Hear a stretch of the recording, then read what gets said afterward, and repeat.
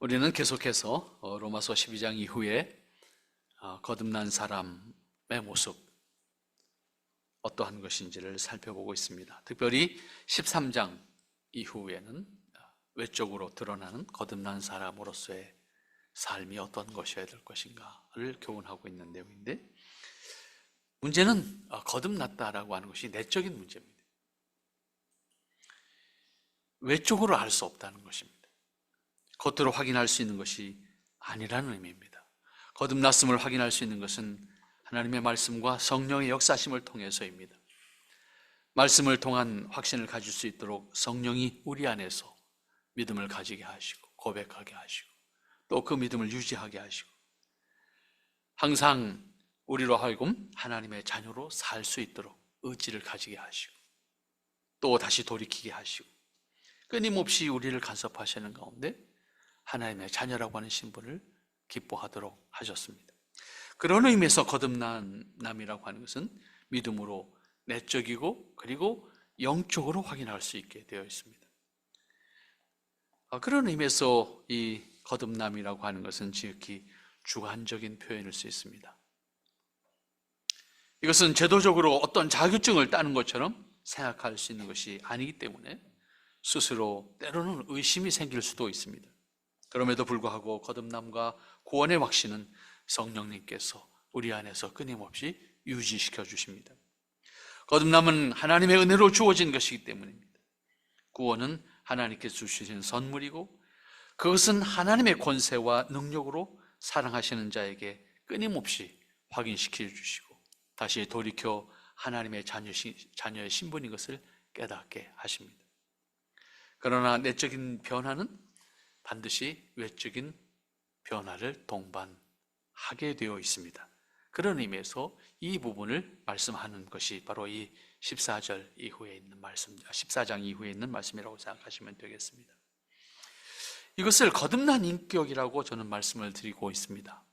거듭난 인격으로 변함으로써 비로소 내적인 변화가 외적으로 확인되어지는 겁니다. 내가 분명히 거듭난 사람이라고 하면 우리는 반드시 외적인 변화를 동반해야 되는데 그 외적인 변화라고 하는 것이 바로 하나님의 사람으로 또 우리 창조로 거슬러 올라가서 생각하면 하나님께서 창조하실 때 인간에게 주신 하나님의 형상을 회복하는 겁니다.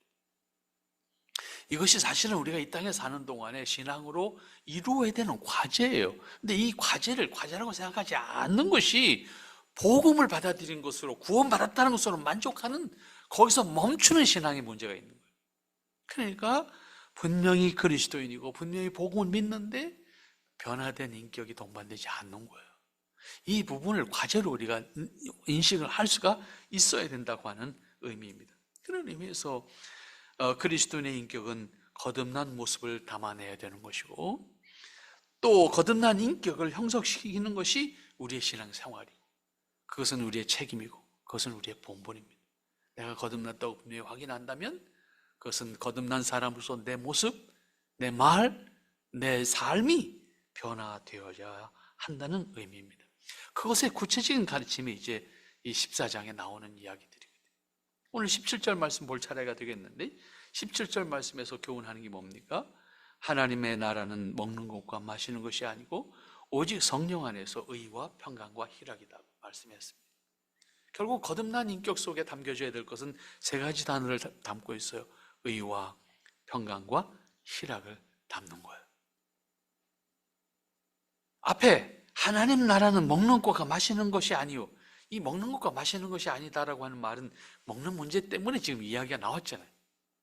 먹는 걸 갖고 정죄하고 있잖아요.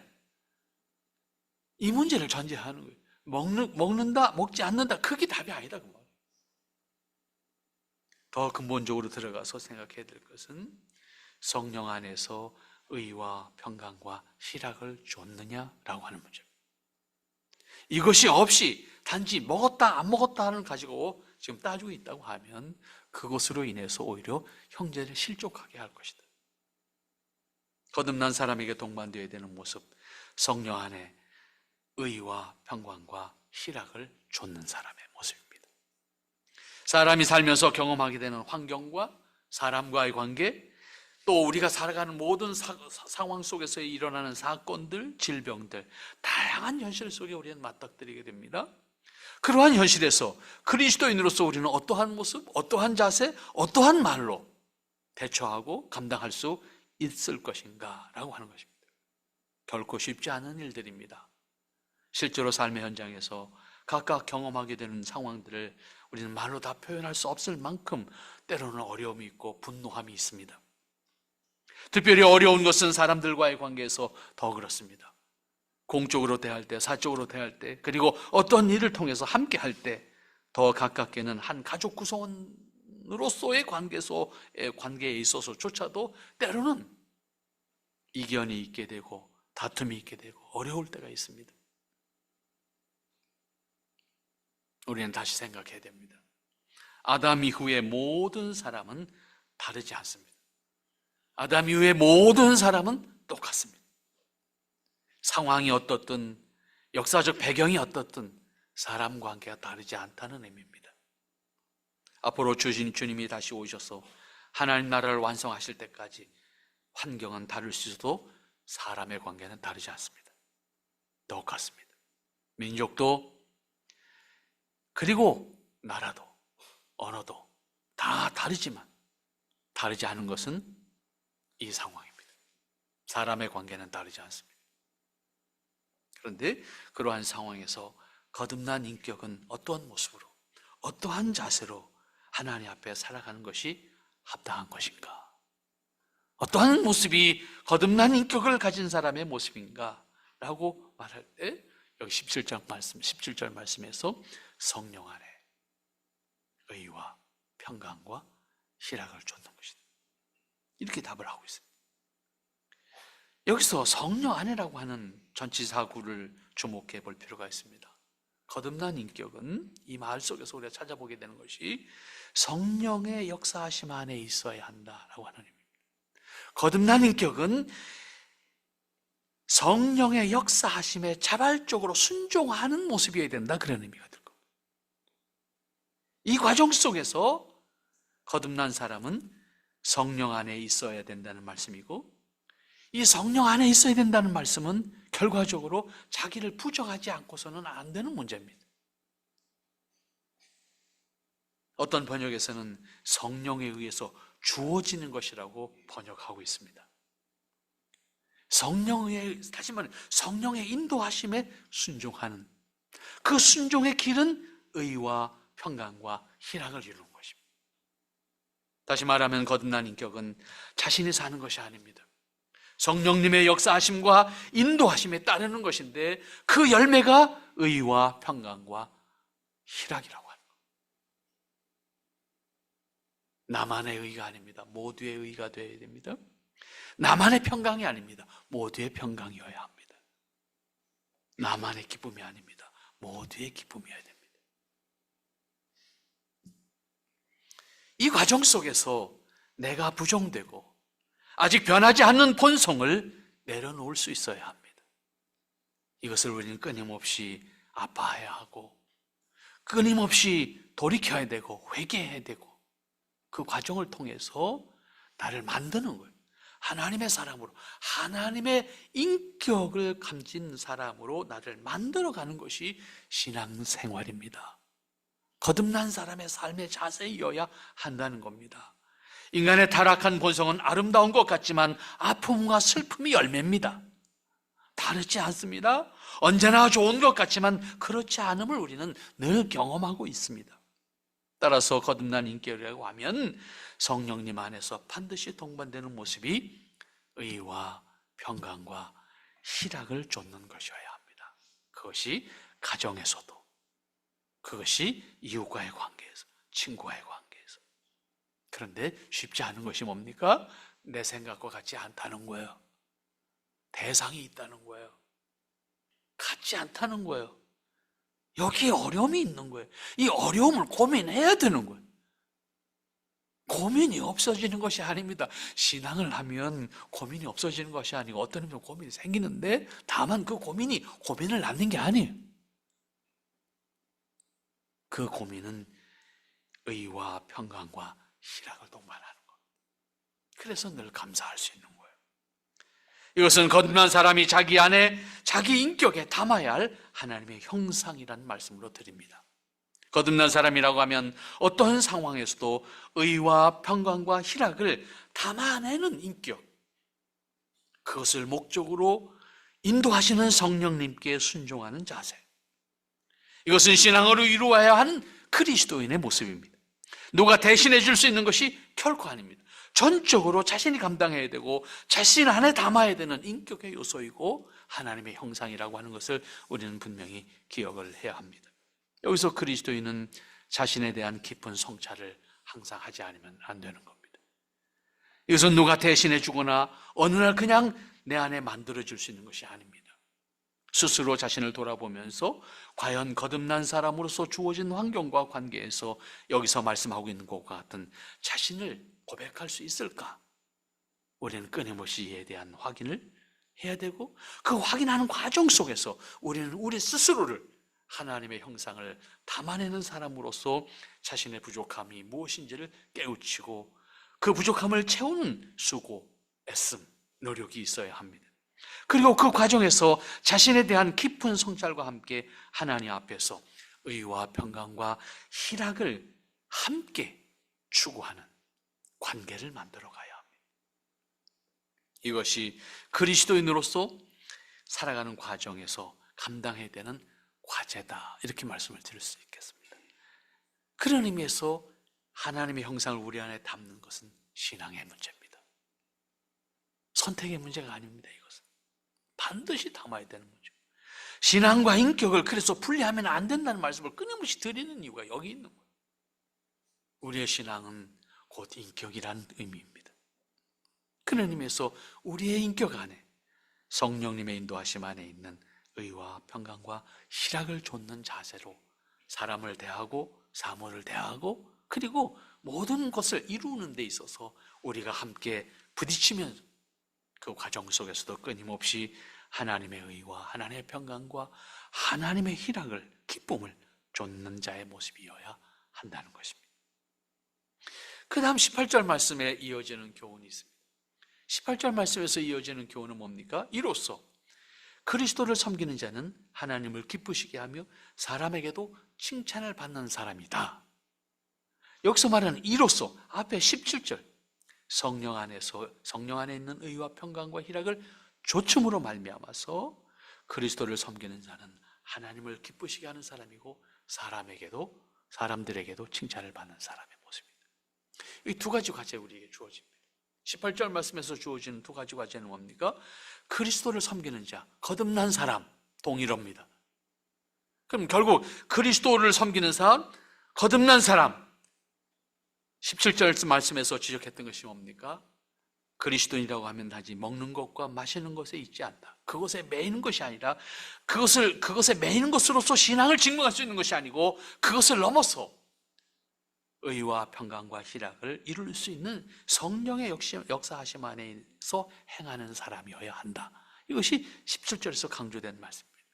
이것은 결국 거듭난 그리스도인의 모습이고 그러한 그리스도인은 다른 사람과의 관계 속에서 의와 평강과 희락을 나누는 사람, 그것을 이루는 사람이어야 합니다. 따라서 그리스도인은 자신을 통해서 주변 사람들에게 동시에 의와 평강과 희락을 나누고 함께하는 기쁨을 누릴 수 있어야 합니다. 그것은 그냥 되는 것이 아닙니다. 애씀이 필요합니다. 내 안에 의와 평강과 희락을 만드는 스스로의 노력이 있어야 합니다. 그것을 만드는 수고와 희생과 그리고 섬김이 없이 그것은 우리에게 주어지지 않습니다.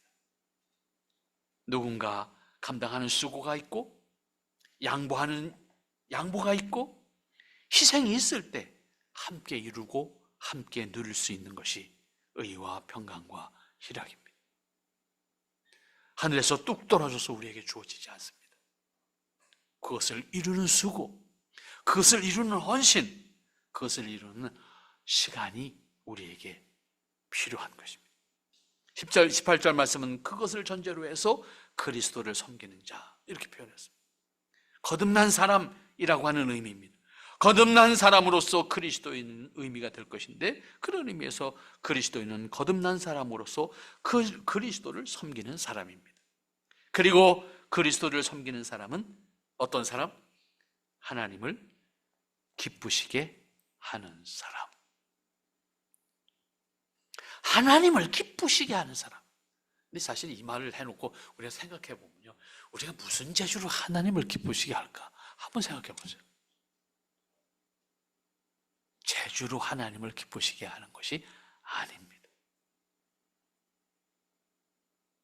하나님을 기쁘시게 하는 것은 신실함입니다.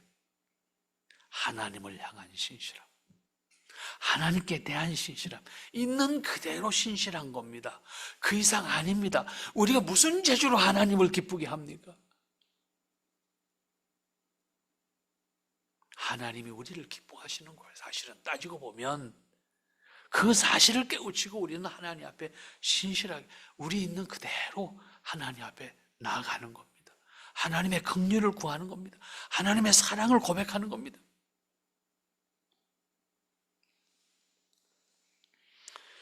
12장을 시작할 때부터 강조했던 말씀을 기억하시기 바랍니다.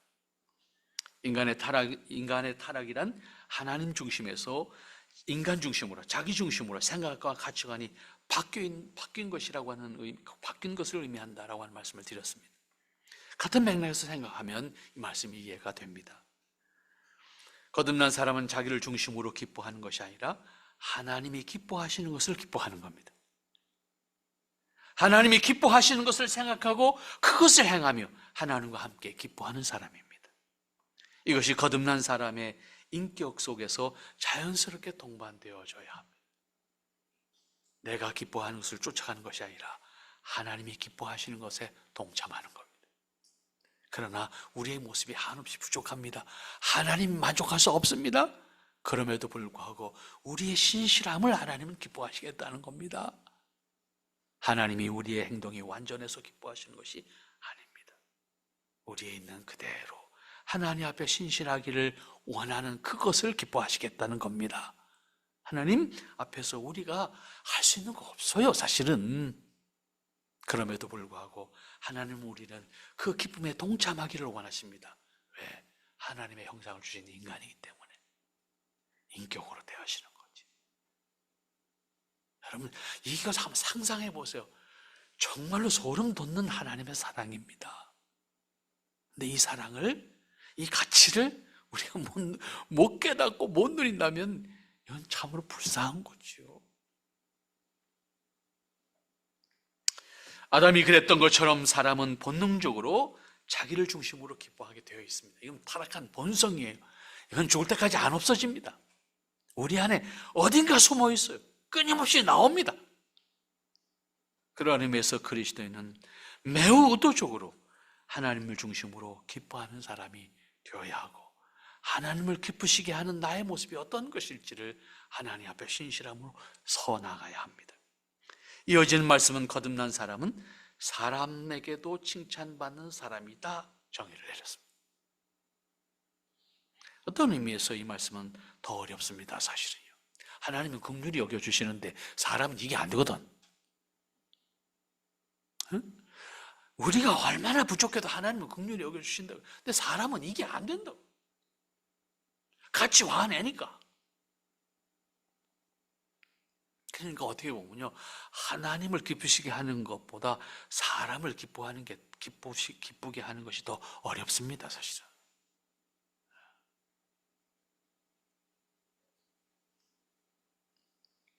변함이 없으신 하나님을 기쁘시게 하는 것은 어떤 의미에서 쉽습니다.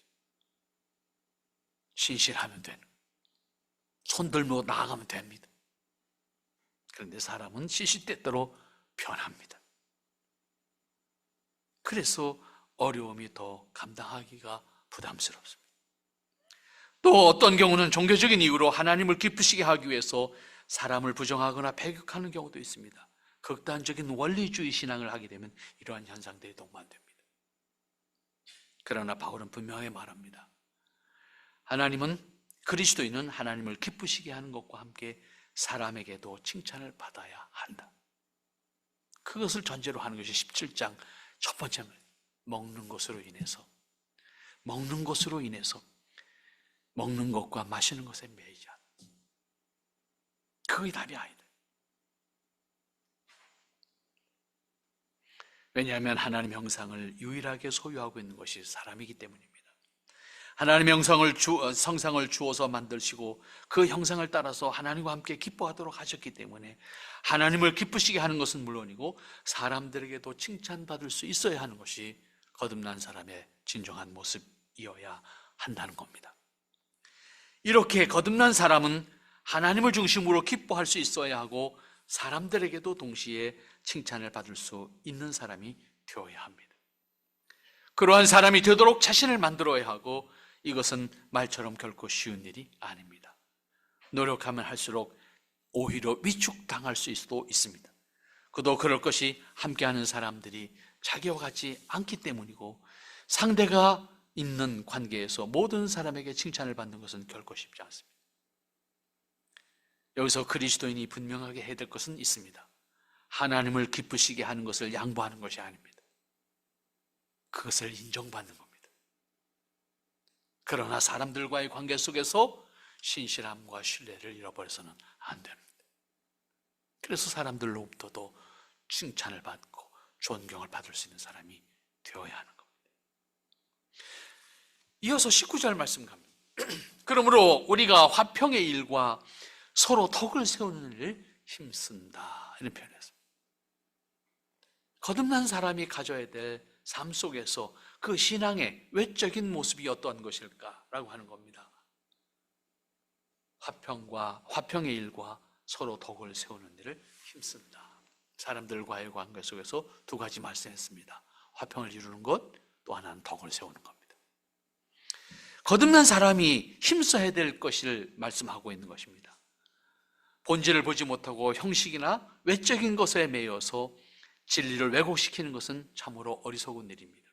생명보다 귀한 것은 없습니다. 우리의 속담에 그런 말이 있습니다. 빈대 잡으려다가 초가상간 태운다, 이런 표현을 했습니다. 빈대 한 마리 잡으려다가 살던 집까지 몽상 태운다 하는 그런 의미죠. 성가시게 하는 빈대를 잡아야 하는 것은 맞습니다. 그렇다고 해서 빈대 한 마리를 잡기 위해서 집을 태운다면 어떻게 되는 겁니까? 본질을 이루는 어리석은 행위입니다. 여기 본문에서 말씀하고 있는 것은 먹는 문제 때문에 생명을 잃어버리는 것을 비유로 하고 있습니다. 우상의 제물로 사용된 음식을 먹을 것인가 하는 문제 때문에 형제를 시축하게 하는 것은 본질을 왜곡시키는 것이다 라고 하는 의미입니다.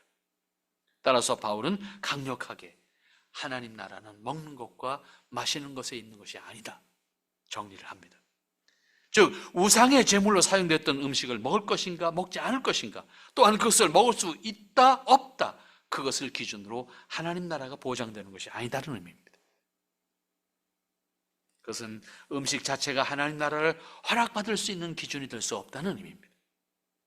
그 행위로 속죄와 구원 그리고 의롭다함을 보장받을 수 있는 것도 아니라는 의미입니다.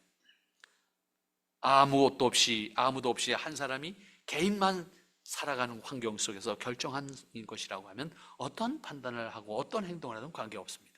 그러나 사회를 형성하고 있고 믿음의 공동체를 이루고 살아가고 있는 관계 속에 있다고 하면 자신의 행위가 다른 사람들에게 어떤 영향을 미칠 것인지를 분명히 판단할 수 있어야 되고, 이것을 정리하는 것이 바울의 입장 아닙니까? 내가 먹을 수 있지만 형제를 위해서 먹지 않을 수 있고, 내가 먹지 않아야 되지만 형제를 위해서 먹을 수 있다라고 하는 정리를 내리잖아요. 무엇을 더 중요하게 생각하는 겁니까? 생명을 중요하게 생각합니다. 그때 본질이 아는 것이기 때문에 사람들이 힘들어하고 분열하고 아픈 결과를 낳는다고 하면 그것은 합당한 것이 아니다는 의미입니다. 이에 대해서 바울은 우리가 화평의 일과 서로 덕을 세우는 일을 힘써야 한다라고 정리를 해줍니다. 그렇습니다. 본질이 아닌 것 때문에 분열과 아픔과 불신앙을 통해서 적대시한다고 하면 하나님이 기뻐하시는 일이 아닐 겁니다. 하나님이 기뻐하시는 일은 생명을 생명으로 인도하는 겁니다. 생명을 생명으로 낳게 하는 겁니다. 그러므로 거듭난 그리스도인은 두 가지 말씀하셨죠. 하나는 화평의 일을 위해서 힘써야 합니다. 화평을 만들어야 한다는 의미입니다. 이것은 예수님께서 공생애를 시작하시는 가운데 산상수훈을 말씀하실 때 제일 먼저 말씀하신 거예요. 화평케 하는 자가 복이 있다. 이것은 거듭난 사람이 가지고 있어야 되는 모습입니다. 그런 의미에서 거듭난 사람들과의 관계 속에서 화평이 항상 있어야 되는, 그것이 가장 아름다운 모습으로 보여줘야 하는 겁니다. 화평은 그냥 주어지지 않습니다. 각 사람이 만들어야 합니다. 서로가 만들어야 합니다. 그 과정에서 이해해야 되고 인내해야 되고 사랑해야 합니다. 그것이 없이는 화평이 만들어질 수가 없습니다. 때로는 기다릴 수 있어야 되고, 때로는 이해할 수 있어야 되고, 때로는 참아야 되고, 그 과정 속에서 화평이 만들어집니다. 이것은 관계 속에서 만들어져야 하기 때문에 이해와 인내와 사랑이 필요합니다. 이것은 가정도 마찬가지고 사회도 마찬가지고 교회도 다르지 않습니다. 이해할 수 없지만 이해할 수 있도록 해야 하고, 인내할 수 없지만 인내할 수 있도록 해야 하고, 사랑할 수 없지만 사랑할 수 있도록 해야 하는 것이 신앙입니다. 그것이 신앙으로서의 삶의 모습입니다. 이 과정 속에 우리의 기도와 인내가 필요한 것, 그 수고와 아픔을 감당하는 과정이 신앙입니다. 그 열매를 체험하는 것도 신앙입니다. 단지 입으로 나는 하나님을 믿습니다 고백하는 것이 전부가 아니다, 그런 의미입니다. 믿음은 인격이기 때문입니다. 믿음은 삶이기 때문입니다. 믿음은 자신의 인격과 삶으로 드러내야 합니다. 이때 화평의 대상은 어떤 특정한 사람이 아닙니다. 나 외에 모든 사람들과의 관계 속에서 동반되어야 되는 문제입니다. 특별히 가족을 포함해서 가장 가까운 사람은 물론이고 가장 감당할 수 없는 사람까지. 이 가장 감당할 수 없는 사람이 뭡니까? 예수님 말씀하신 원수를 사랑하는 거예요. 가장 사랑해야 되는 사람, 내 혈육이. 거기서부터 어디까지? 원수까지. 그것이 신앙입니다. 그것을 이루어 가겠다고 다짐하고 애쓰고 기도하고 힘쓰는 것이 신앙이다, 그 말입니다. 우리는 분명히 속죄의 은혜를 선물로 받았습니다. 그러나 공짜가 아닙니다. 주님이 그 값을 치르셨습니다. 그러므로 우리는 은혜를 받은 사람들입니다. 그 은혜를 알기에 그 은혜를 간직한 사람으로 우리는 이렇게 살아야 되는 겁니다. 그게 거듭난 사람의 모습입니다. 그 다음 하시는 말씀이 뭡니까? 덕을 세우는 일에 힘쓰라 그랬습니다. 덕을 세우는, 거듭난 사람은 덕을 세우는 일을 위해서 자신이 부정되어 줄 수 있어야 합니다. 내가 부정됨으로 덕을 세울 수 있다고 하면 나를 부정할 수 있는 사람이 되어야 합니다. 그것은 신앙의 열매이기 때문입니다. 거듭난 사람이 자기 안에 담아내야 하는 것은 덕입니다. 말이나 행동이나 습관까지도 사람들에게 덕이 되도록 해야 합니다. 먹을 수 있어도 먹지 않을 수 있어야 되고, 먹지 않아도 먹을 수 있어야 되는 품격입니다. 너그러움입니다. 그리고 그것을 통해서 하나님의 사랑을 그가 깨닫게 하는 겁니다. 하나님의 사랑을 나누는 겁니다. 그 과정이 그리스도의 삶입니다. 여러분 가정에서 이 삶이 이루어질 수 있기를 바랍니다. 그것을 이루는 기쁨을 함께 하기를 원합니다. 그리고 그것을 나누십시다. 여러분 주변에 있는 사람들과 더불어서 진정으로 사람이 산다는 게 뭔가 함께 나누어서 하나님의 의를, 하나님의 뜻을, 하나님의 기뻐하심을 함께 감격할 수 있는 이 땅의 모습, 그리스도의 모습, 우리의 모습, 여러분 가정의 모습 될 수 있기를 바랍니다. 기도합니다. 거룩하신 아버지 하나님, 은혜를 감사합니다. 참 감사합니다. 은혜가 아니고서는 하나님 앞에 설 수 없는 저희들인 것을 알기 때문입니다. 하나님 긍휼과 자비와 사랑을 통해서 우리를 거듭나게 하셨사오니 하나님의 의와 평강과 희락을 쫓는 일에, 그리고 하나님을 기쁘시게 하는 일에, 그리고 하나님의 덕을 땅에 드러내는 일에 함께하는 우리 지체들 되게 하시옵소서. 예수님의 이름으로 기도하옵나이다. 아멘.